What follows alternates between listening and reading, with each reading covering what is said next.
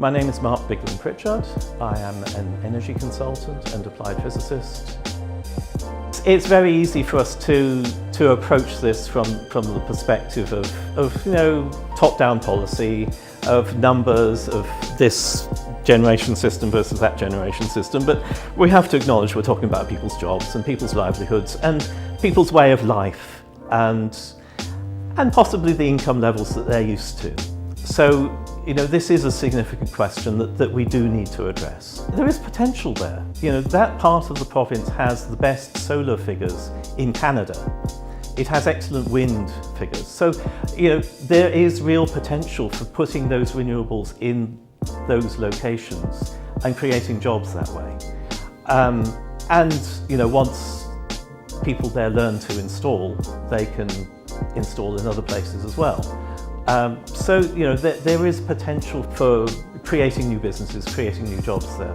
If we see the impact of climate change in this province in 30, 40 years' time, that's going to be absolutely devastating for everybody, not just the people in Coronach and Estevan, but including the people in Coronach and Estevan. So, this report is about what we're going to do, or what we can do, in order to fully decarbonise, and to fully decarbonise along the sort of timescale that the science is telling us that we need to. What are the implications of that?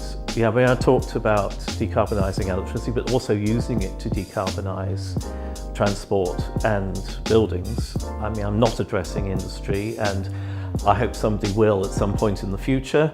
That's a lot of decarbonisation. It's a lot of building of renewable facilities.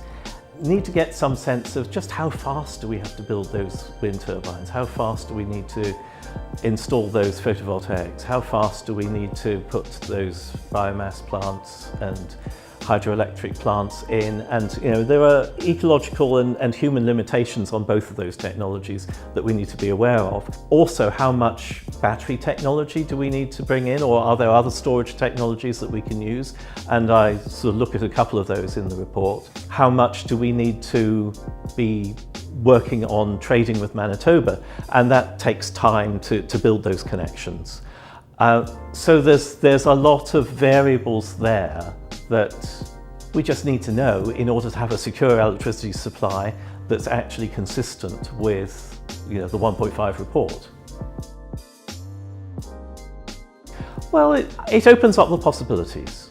And part of the philosophy behind this report comes from Henrik Lund, who's a pioneer in thinking about energy policy in Denmark.